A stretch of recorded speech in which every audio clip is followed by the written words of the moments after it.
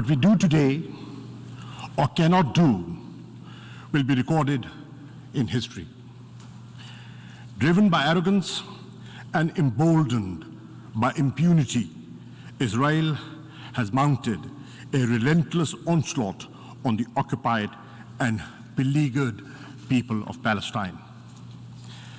As we speak, children, women, and men in Palestine are being killed with impunity. In 1 week of Israeli attacks, over 250 Palestinians have been killed and thousands injured. 1/3 are women and children. Death echoes in every home in Gaza. The Israeli airstrikes are responsible for the taking of every single life of the Abu Hattab family. 2 were women and 8 children. Let that sink in for just a moment. Hundreds of such tragedies are being enacted every hour in Gaza and other parts of the Palestinian territories. So far, over 50,000 Palestinians have fled their homes in Gaza. There is limited access to water, food, hygiene, and health services. Hospitals and access to water and sanitation services depend on electricity. Fuel for the power plants has almost run out. Gaza is plunged in darkness, literally and metaphorically. The only light is that of Israeli explosions. This is Palestine, where in full view of the world, the Israeli airstrikes bring down entire buildings to kill and terrorize innocent Palestinians and even silence the media. It is time to say enough. The voice of the Palestinian people cannot and will not be silenced. We, the representatives of the Islamic world, are here to speak with them and for them. Mr. President, it is appalling that the Security Council has been unable to exercise its primary responsibility for the maintenance of international peace and security. The Security Council has failed even to demand a cessation of hostilities. Those preventing the Council from doing so bear a heavy responsibility. In these circumstances, the General Assembly must assume its own responsibility. We must not fail the Palestinian people at this critical juncture. Mr. President, our first priority must be to halt the Israeli aggression. I hope that even at this 11th hour, the Security Council will call for a cessation of Israeli attacks. If it fails to do so, the General Assembly must make this demand on behalf of the entire international community. Let us be clear, there is no moral or military equivalence between the beleaguered and occupied Palestinian people, who have no army, no navy, no air force, and the Israeli war machine, one of the most powerful in the world. This is a war between a military occupier and an occupied people. It is a conflict between illegal occupation and a legitimate struggle for self-determination. In this context, it is worth recalling General Assembly Resolution 2649 of November 1970, which affirms the legitimacy of the struggle of peoples under colonial and alien domination recognized as being entitled to the right to self-determination, to restore to themselves that right by any means at their disposal.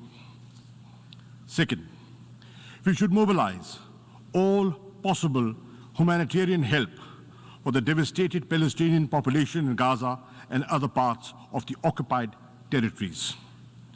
In addition to the UNRWA emergency appeal, the Secretary General should launch a comprehensive humanitarian assistance plan to provide succor and sustenance to the Palestinians.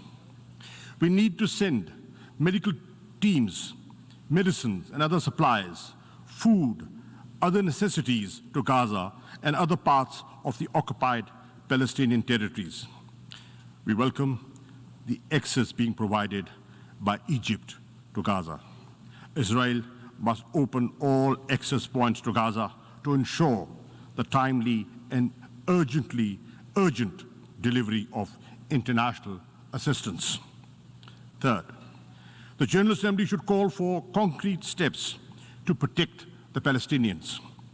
We should deploy an international protection force, as was called for in the General Assembly resolution ES 10/20 and as demanded by the Islamic Summit Conference on the 18th of May 2018. If the Security Council cannot agree to send the protection force, a coalition of the willing can be formed to provide at least civilian observers to monitor a cessation of the hostilities and supervise the provision of humanitarian help to the Palestinians.